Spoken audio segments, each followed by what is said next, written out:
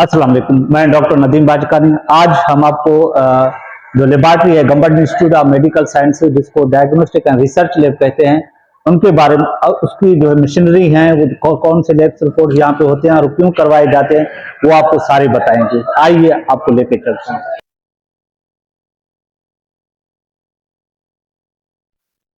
ये molecular biology का section है जहाँ पे हेपेटाइटिस बी और हेपेटाइटिस सी, हेपेटाइटिस डी के और कोविड पीसीआर कराए जाते हैं और फ्रिक्वेंटली होते हैं और यहाँ पे वर्कलोड है वो बहुत ज्यादा है। ये हिस्टोपैथोलॉजी का सेक्शन है जहाँ पे जो भी बायोप्सीज होते हैं या लियंस होते हैं उनका बायोप्सी लेके यहाँ पे सबमिट करवाए जाते हैं और उसके बाद जो लैब रिपोर्ट्स हैं उसकी जो हिस्टोपैथोलॉजी रिपोर्ट है विद इन ड्यू डेज में वो जो है किए जाते हैं। यहाँ पे जो प्रोफेसर हजरात हैं मोस्टली वही इन्वॉल्व होते हैं। ये लेबॉर्ट्री का सेमिनार हॉल है, वहाँ पे जो न्यू रिसर्च के बारे में हमेशा डिस्कशन की जाते हैं और उसके फॉलोअप्स लिए जाते हैं।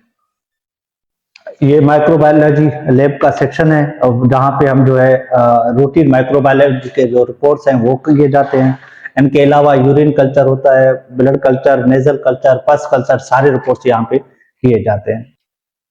ये टीएल है जिसको हम टोटल लैब ऑटोमेशन कहते हैं। एक एरिया है, सेक्शन है जहाँ पे डायग्नोस्टिक रिसर्च लैब के जो रिपोर्ट्स होते हैं वो आपको बताएंगे कि वो रिपोर्ट्स कैसे होते हैं और लैब टेस्ट क्यों करवाए जाते हैं और लैब टेस्ट कौन करता है ये आपको बताएंगे कि लैब टेस्ट क्यों किए जाते हैं।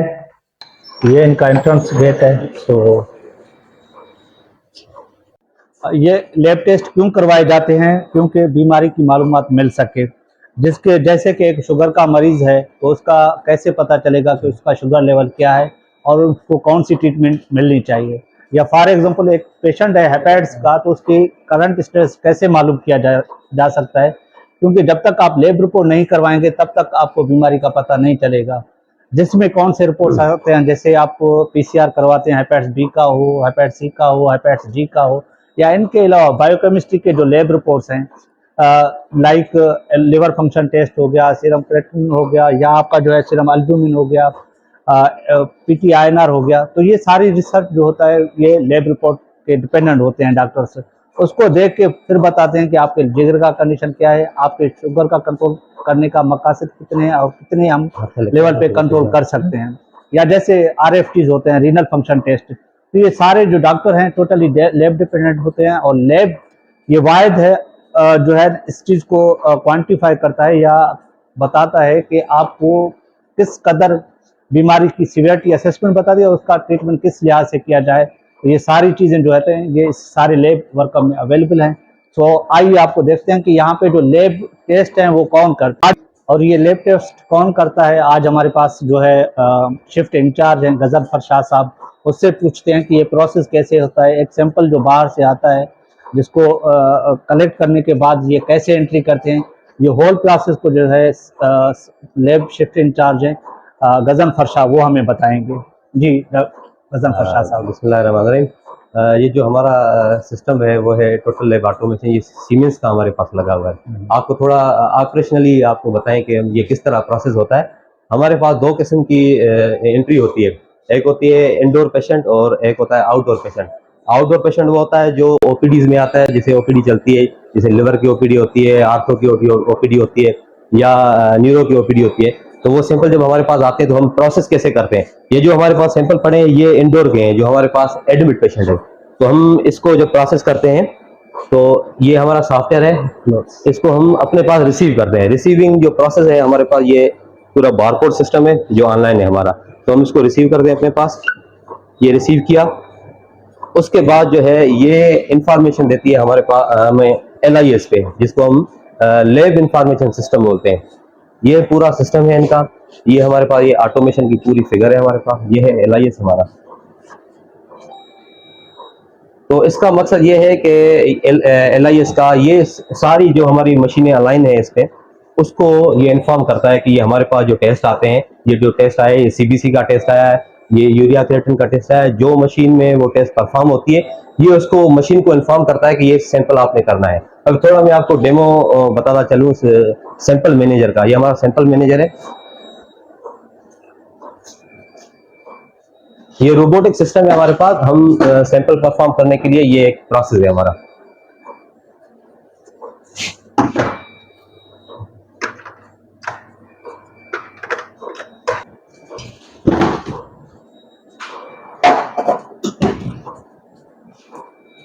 जी, ये टोटल रोबोटिक है। ये पूरा रोबोटिक सिस्टम है। ये हालेलुया।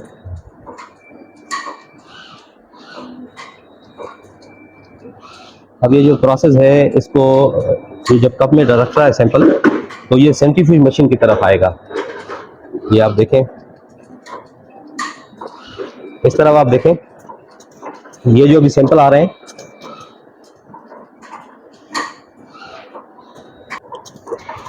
अब ये जो गेट लगे हुए हैं, ये हमारा बारकोड सिस्टम जो ऑनलाइन है, हमने जो आपको बताया कि लैब इंफॉर्मेशन सिस्टम से ये इन्होंने इन्फॉर्म कर दिया, तो ये सेंट्रीफ्यूज मशीन है। इससे क्या फायदा हो सकता है कि ये जो रोबोटिक सिस्टम लगा हुआ है, इसमें क्या फायदा क्या हो सकता है? फायदा ये है कि इसमें आपके एक यूजर्स ऑफ जो यूजर टाइमिंग है, वो टाइमिंग बचती है इसमें, और जो मतलब यूजर होता है 1% ही आपको सारा परफॉर्म कर सकता है। ये पूरा रोबोटिक सिस्टम इसीलिए है ताकि आपका टाइम भी बचे और पेशेंट को और जल्दी लैब रिजल्ट भी कम हो। लैब रिजल्ट भी है। जी बिल्कुल।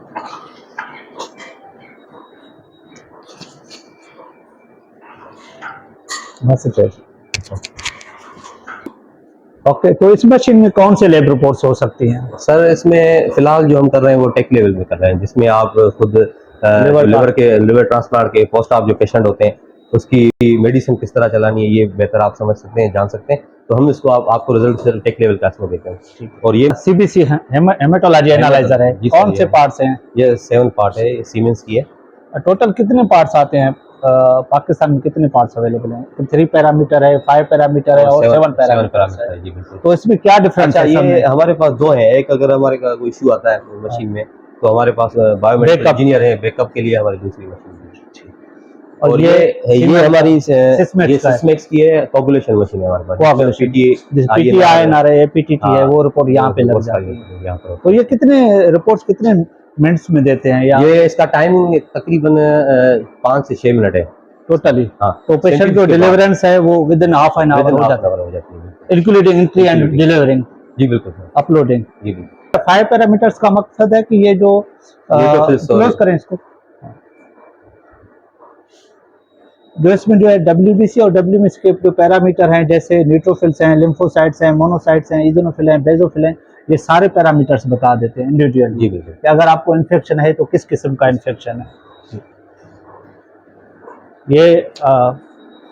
ये कौन सी सर, ये इसमें कौन सी रिपोर्ट्स कर सकते हैं? ये हम सारी रूटीन केमिस्ट्री इसमें हम करते हैं। ये एडवी 1800 मशीन है। इसमें तकरीबन इस वक्त जो एक्टिव पैरामीटर्स हैं हमारे, वो 50 प्लस हैं। 50 प्लस है। जी सर, जिसमें हम लिपिड प्रोफाइल करते हैं, रीनल प्रोफाइल करते हैं पूरा, और एलएफटी के, जिगर के, लंग्स के जितने आयरन प्रोफाइल हो गया, क्रेटिनिन हो गया, जी सर, ये इसमें शुगर लेवल के हो गए, HbA1c हो गया, आपका आर फैक्टर हो गया, सीरम अमाइलेज, लाइपेस, ये सारी चीज में आ जाती है इसमें होती है। अच्छा, इसमें भी हमारे पास 2 है। एक अगर मशीन में कोई इशू आ जाता है तो बैकअप हमारे पास है।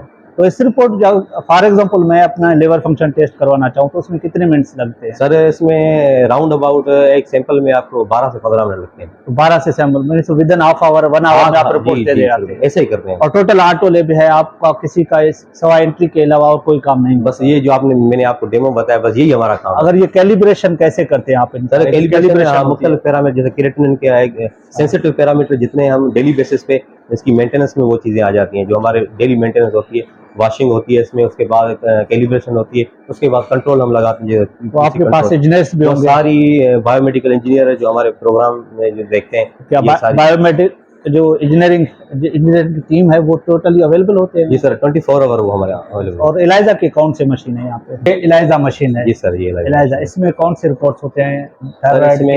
इसमें थायराइड प्रोफाइल हम करते हैं सारे। ये हमारे पास ये सारे पैरामीटर है हमारे, जिसमें थायराइड प्रोफाइल और tumour marker, cancer, alpha fetoprotein होगी, और एंटीबॉडी जितने हैं वो हम करते हैं। प्रोस्टेट के PSA, ये भी चीजें होगी। हेपेटाइटिस कैंसर के जो भी रिपोर्ट्स होते हैं वो इस लैब में होते हैं, सारे कैंसर जो होते हैं। जी सर। तो कैंसर की रिपोर्ट में कितने दिन लगते हैं? सर उसमें आप अगर सुबह को पेशेंट आउटडोर का आया है, अगर हमारे पास उसकी वर्कलोड कम है तो हम 1 घंटे के अंदर हम दे देते हैं। मतलब वेरीफाई करने के लिए हम आधा घंटा छोड़ते हैं, उसके बाद 1.5 घंटे। कैंसर को आप एक दिन में डायग्नोज कर सकते हैं सिंगल सिटिंग में। या जैसे लिवर जो है लिवर ट्रांसप्लांट की जो OPD होती है तो उसमें बहुत सारे पैरामीटर होते हैं और आप एक दिन में सारे रिपोर्ट दे जी देते सर, हैं। बिल्कुल एकदम। That's a great initiative. So हमारे पास ये जो था लैब के हिसाब से था, जो government institute of medical sciences में सिंध गवर्नमेंट की इनिशिएटिव है और डायरेक्टर साहब हैं, उसके मोटिव्स हैं कि जितना आपका जो लैब सिस्टम स्ट्रांग होगा उतनी आपकी डायग्नोस्टिक जो यील्ड है वो बढ़ जाएगी और जो ट्रीटमेंट क्वालिटी है, पेशेंट केयर है, वो बहुत ज़्यादा इम्प्रूव हो जाएगी। तो हमारे पास इसके साथ जो टीम का जो है बायोमेडिक इंजीनियर हैं वो भी हमारे साथ थे और जो लैब का स्टाफ था वो भी असाइड था लेकिन हमारे साथ था। तो वेल जो है रेपुटेटेड, जो वेल हाईली क्वालिफाइड पर्सन यहाँ पे डेप्यूट किए गए हैं। ये एक तो वीएन होता है डायरेक्टर रहीम बख्श भट्टी साहब का, जिसने ये एक ऐसे इदारे के जो बैकबोन होता है लैब डायग्नोस्टिक सेंटर, उसमें अहम किरदार अदा किया है। तो ये जो लैब मशीनें हैं ये आई डोंट नो इनकी कास्ट क्या होगी, ये तो आपको एक अच्छे से जो है बायोमेड इंजीनियर या वो उसके फील्ड वाले बता सकते हैं। लेकिन एक बात ज़रूर है, इतने मयारी लैब रिपोर्ट आपको किसी और जगह पे नहीं मिलेंगे। हमारी ख्वाहिश है कि इसकी जो ब्रांचेज हैं रेस्ट ऑफ द सिंध और पाकिस्तान में खुलने चाहिए ताकि लोगों को जो एक्सपेंसिव लैब रिपोर्ट्स हैं उनसे निजकारी जो है निजात मिल जाए और इसमें जो है थोड़ा सा फ़ायदा हो जाए। तो इंशाल्लाह आपको लैब के हिसाब से एक वर्जन दिखा दिया है, टोटल लैब ऑटोमेशन और जो हिस्टोपैथोलॉजी है या माइक्रोबायोलॉजी सेक्शन है या आपके मॉलिक्यूलर बायोलॉजी के सेक्शन है। इंशाल्लाह फिर कभी किसी और वीडियो के साथ आपके साथ हाजिर होंगे। तब तक अल्लाह हाफिज़।